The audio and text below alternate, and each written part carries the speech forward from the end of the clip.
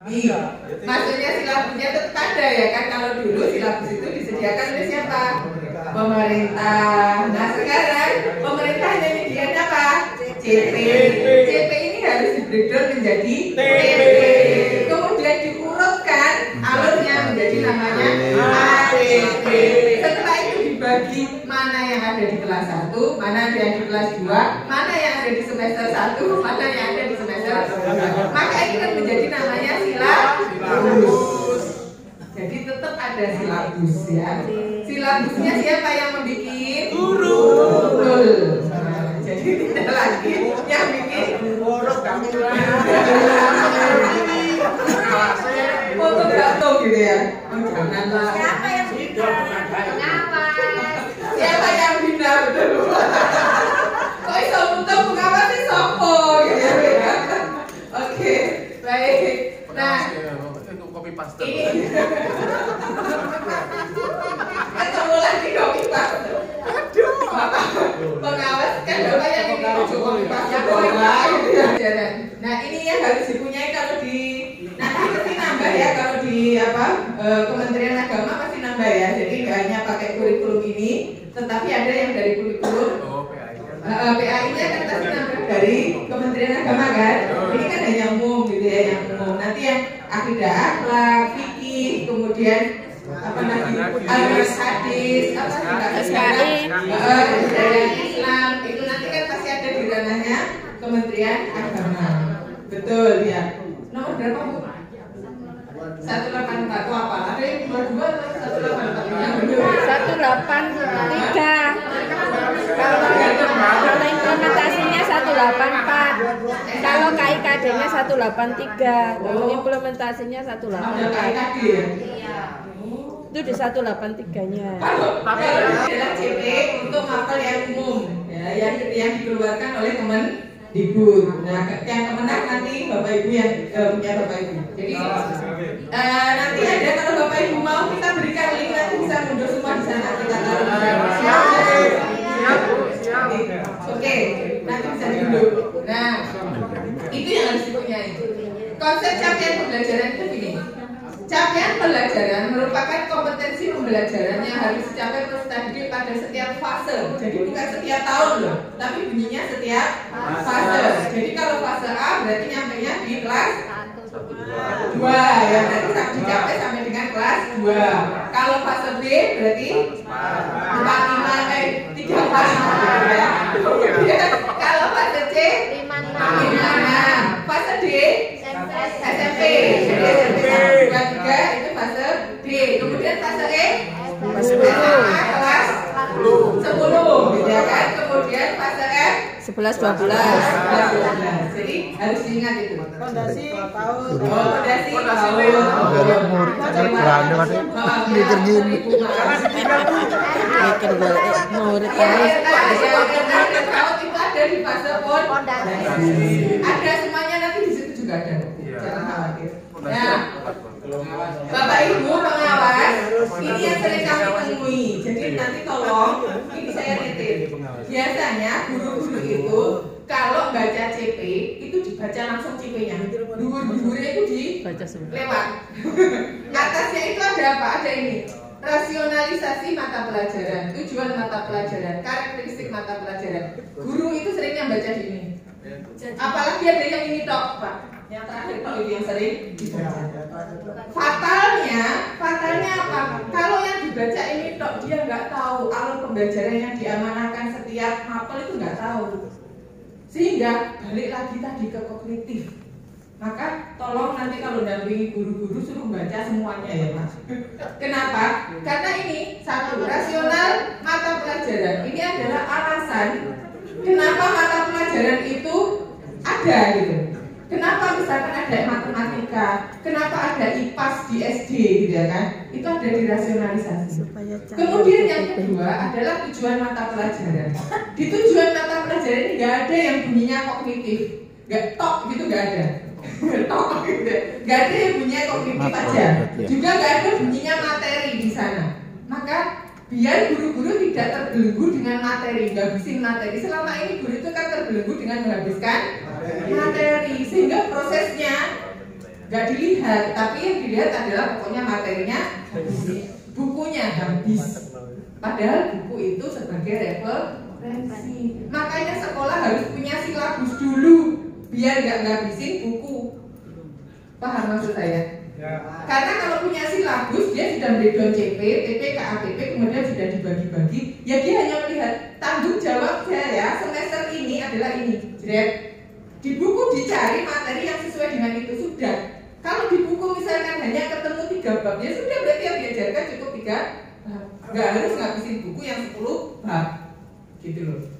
Ini yang masih terjadi di lapangan. Guru menghabiskan buku karena tidak punya silabus. Yang lebih parah lagi Bapak Ibu, silabusnya itu dari buku dibikin silabus. Loh beneran, ini kenyataan Pak, kami dampingi itu benar terjadi. Jadi tolong nanti Bapak Ibu pengawas lihat lagi ya.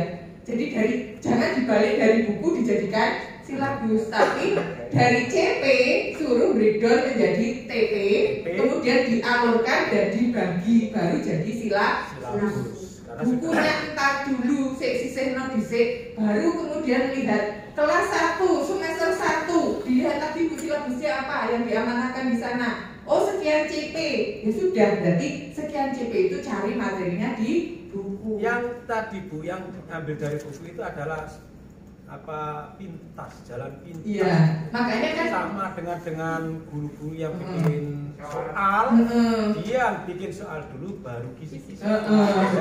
Saya musuhnya pengawasin. Pengawasan tidak begitu Bu. iya, awalnya nggak begitu.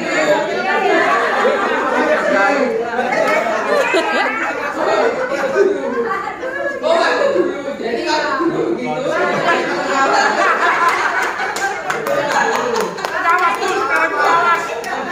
Oke, ya makanya ini terus diingatkan ya Bapak Ibu ketika mendampingi sekolah-sekolah, sekolah harus punya silabus dulu dan harus dicek, jangan sampai buku dirubah jadi silabus. Betul. Ini Bu, yang pengalamannya pengawas, komisi atau apa? Betul, iya betul. Dulu ketika pemerintah 13 kan paketnya. Mata pelajaran ini penting Bapak Ibu agar guru nanti terframing bahwa oh ngajar ini bukan ngabisin materi kok, tetapi lebih keterampilan apa yang diamanahkan, kemampuan yang perlu dicapai. Jadi nanti di situ kemampuan dijelaskan, di situ kemampuan, misalkan IPA itu IPA atau IPAS itu adalah kemampuan scientific approach. Maka pembelajarannya selalu guru harus melewati meminta anak mengamati, mengidentifikasi, melaporkan, itu selalu begitu, menemukan masalah sampai dengan mencari solusinya. Itu diamanai oleh mapel IPA dan IPS. Nah, nanti ya, jadi jangan sampai gurunya ngajar lagi kan nggak baca itu ya diajarin. Oke, silakan anak-anak buka halaman sekian, baca, hafalin, terus bikin soal lagi lah. Nanti akhirnya nggak ketemu apa yang diamanahkan atau tujuan mata pelajaran. Berikutnya karakteristik mata pelajaran. Nah, karakteristik mata pelajaran ini penting dipahami untuk menentukan bagaimana membreakdown CP ke dalam TP. Jadi setiap mapel itu punya karakter sendiri-sendiri, tidak sama untuk cara breakdownnya dari TP CP menjadi TP Bapak Ibu. Kalau boleh saya berikan sekilas yang sama itu IPA sama IPS itu sama cara breakdown CP ke TP. Kemudian matematika berbeda sendiri, ini yang luar biasa, matematika itu memang agak tapi sulit gitu ya. Kemudian bahasa Indonesia, bahasa Inggris, seni musik itu mirip, cara membreakdown CP ke TP sama. Terus kemudian PAI itu sama dengan pendidikan Pancasila, paling gampang membuat breakdownnya menjadi TP karena dia dipotong saja sudah bisa jadi TP. Elemennya berdiri sendiri-sendiri, itu lebih gampang. Itu sama dengan pendidikan Pancasila Pak.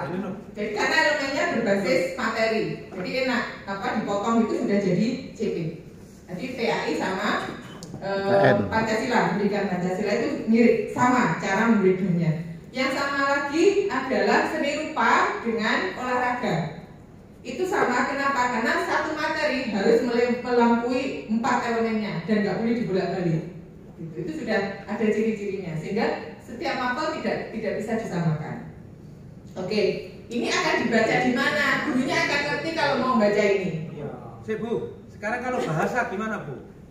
Bahasa itu lintas elemen, tetapi tidak semua elemen harus masuk. Contoh, misalkan gini.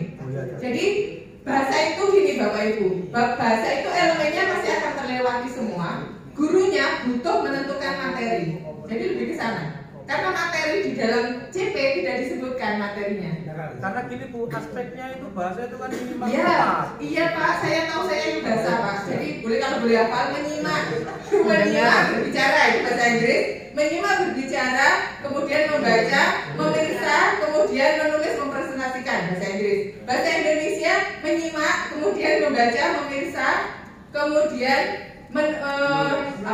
menulis dan mempresentasikan mirip. Jadi bahasa Indonesia sama bahasa Inggris mirip. Elemennya ada 3. Bahasa Arab. Bahasa Arab Pak, ini saya nggak tahu. Tapi paling mendekati karena kan konsep bahasa kan sama ya. Arti pemahaman, mohon maaf. Di CP itu seringkali bunyinya gini. Siswa memahami. Tapi ada tapinya. CP itu, pemahaman itu bukan berarti memahaminya punyanya taksonomi Bloom loh ya Pak. Kalau taksonomi Bloom kan memahami itu hanya ada di C2 kan. Nah, kalau yang di CP-nya pemerintah, kata memahami itu punyanya bikin, memahaminya punyanya bikin. Bikin itu dikatakan orang bisa memahami kalau dia bisa mengimplementasikan. Ibu mau gantian? Boleh lanjut? Lanjut dulu. Kalau punyanya bikin, itu dikatakan orang bisa memahami kalau dia bisa mengimplementasikan.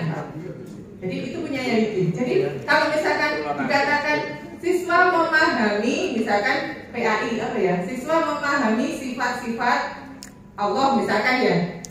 Jadi dia hanya nggak dihafal, tapi dia paham banget apa namanya Ar-Rahman itu seperti apa dan dia bisa mengimplementasikan sifat Ar-Rahman itu dalam kehidupannya. Itu baru diindikasi bahwa dia paham. Mengasihi terus gitu ya Bu? Mengasihi terus. Nah iya, makanya kan mengasihi itu bukan berarti harus mengasihi terus kan, enggak Pak. Ya kan, namanya dia bisa mengimplementasikan gitu ya. Nah itu CP itu ada di sana. Jadi kata memahami jangan sampai hanya dimanai punyanya belum. Kalau di CP punyanya belum itu boleh ditaruh di TP, tapi jangan ditaruh di CP. Jadi kalau ketemu kata memahami di dalam CP, maka jangan hanya dipahami dengan pokok memahami C2 tidak boleh. Maka di TP-nya harus sampai dengan mengimplementasikan. Bisa dipahami? Bisa. Oke, nah karena jenengan nanti akan banyak menemui kata memahami di CP. Tapi yang dimaui pemerintah kata memahami itu adalah punyanya bukan taksonomi Bloom, tapi punyanya bikin. Bikin ya sama, bikin itu apa di pendidikan. Nah, tapi punyanya bikin itu kata memahami sampai dengan mengimplementasikan. Oke. Bikin itu nama orang Pak. Oke.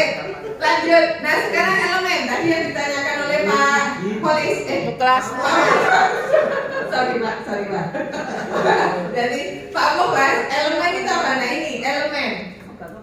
Arti elemen dalam CP bahwa setiap CP suatu mata pelajaran memiliki beberapa elemen atau kelompok kompetensi esensial. Jadi elemen itu adalah kompetensi esensial, kompetensi yang harus dicapai oleh peserta didik, gitu ya. Oke. Yang berlaku sama untuk semua fase pada mata pelajaran tersebut. Jadi kalau mapel bahasa Indonesia maka semua fase akan ada elemen yang sama. PAI semua fase akan ada elemen yang sama. Begitu. Jadi elemennya selalu sama untuk semua fase. Kemudian masing-masing elemen tersebut memiliki capaian per fasenya sendiri yang saling menunjang untuk mencapai pemahaman yang dituju. Contoh, bahasa Indonesia menulis itu tidak ada di fase A. Kenapa kira-kira? Karena anak fase A belum diwajibkan menulis. Maka di fase A itu kelas 1 dan 2 itu di bahasa Indonesia nggak nyampe menulis. Dia hanya sampai dengan menyimak, membaca, memirsa, berbicara. Maknya anakku kok gak pinter-pinter. Tak ngocok. Apa cara berpikir ilmiah kepada peserta didik. Contoh, CP matematika terdapat elemen bilangan, aljabar, pengukuran, geometri, analisis data dan peluang. Ini paling banyak dan paling sulit itu matematika. Kemudian elemen CP IPA terdapat elemen pemahaman IPA dan keterampilan proses. Nah, ini yang sering salah karena guru tidak membaca karakteristik yang di atasnya, Pak. Jadi IPA sama IPS itu punya dua elemen, tetapi ketika membreakdown menjadi TP hanya elemen pemahaman yang dipakai. Elemen prosesnya nggak dipakai, tapi elemen proses ini dipakai di mana? Di dalam mengurutkan pembelajarannya. Karena di elemen proses itu ada scientific approach, mulai mengamati, mempertanyakan, mengumpulkan data, menganalisis, kemudian itu ada di pemahamannya. Nah, guru ini seringkali salah, jadi digabung. Padahal IPA dan IPS yang dibutuhkan hanya pemahaman dulu, baru kemudian di pemahaman ini prosesnya adalah untuk mengurutkan TP-nya dalam pembelajaran. Gitu. Nah, maka tadi harus Bapak Ibu harus tunjukkan ini CP-nya kalau IPA sama IPS nggak boleh digabung dalam bunyi TP. Bisa jadi iya, tetapi yang terpenting adalah bahwa keterampilan proses ini ada dalam langkah-langkah belajar. Harus continue. Oke. Kemudian yang berikutnya dalam CP bahasa Indonesia terdapat ini Pak tadi menyimak, membaca dan memirsa, berbicara dan mempresentasikan, menulis. Memang ya, betul. Tapi nanti digabung-gabung kita lihat. Contoh, ini IPA. Jadi IPA itu ada dua, yaitu elemennya adalah elemen pemahaman dan elemen proses. Nah, di IPA gampang, ini saya warna-warnain Pak. Diwarnain ini satu warna satu CP. Nah, saya kebetulan di IPA yang model begini adalah PAI sama Pendidikan Pancasila.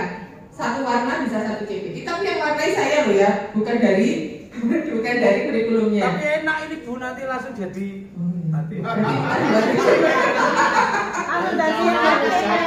KTP. Minta CP-nya diwarnai semua. Bagus itu. Itu namanya langsung. Jadi caranya seperti ini ya. Misalkan satu, peserta didik mampu melakukan. Loh ini loh Pak, kata mampu melakukan klasifikasi makhluk hidup dan benda berdasarkan karakteristik yang diamati. Bunyinya lo melakukan. Ayo, kalau melakukan assessmentnya bagaimana? Pakai paper test?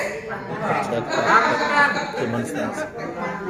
Ya kan pasti ketemu produk bunyinya CP-nya aja melakukan. Dia melakukan klasifikasi makhluk hidup, ya kan? Jadi guru perlu dijelaskan ke sana, lihat ini aja nggak mungkin assessmentnya pakai tulis. Itu cara. Iya, mengidentifikasi lagi, ya kan? Peserta didik dapat mendeskripsikan. Nah, mendeskripsikan berarti apa? Diomongin, disampaikan. Nah, maka sekarang kalau disampaikan dengan tulis tok guru nih, gitu ya. Nah, kalau nulis saja, asesmennya nulis saja, itu balikan lagi Bu, ini loginya mendeskripsikan. Kalau dengan nulis itu terus siswanya dari deskripsinya piye, nah harus ke sana. Nih terus di sini ya mengidentifikasi, melakukan analisis, bayangkan. Ini SMP kebetulan, ini SMP yang saya ambil. Tingkat SMP sudah menganalisis, ya karena memang tujuan IPA itu untuk scientific approach, keterampilan menganalisis masalah. Kalau bahasa apa Bu? Iya, berarti ini untuk bahasa.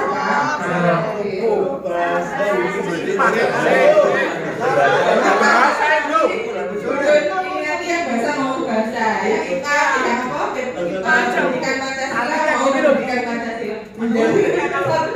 Kalau itu nambah harinya Pak, itu mau saya sendiri-sendiri. Kalau